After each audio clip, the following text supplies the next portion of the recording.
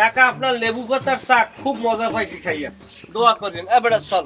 ও ভালো কথা কাকা, আমরা দূরের পথে যাবো তো, কিছু খুচরো টাকা সাথে রাখা লাগে।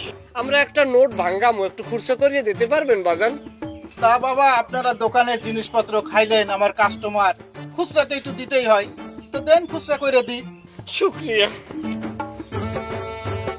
দেন বাবা, এই একটু খুচরো করিয়ে দেন।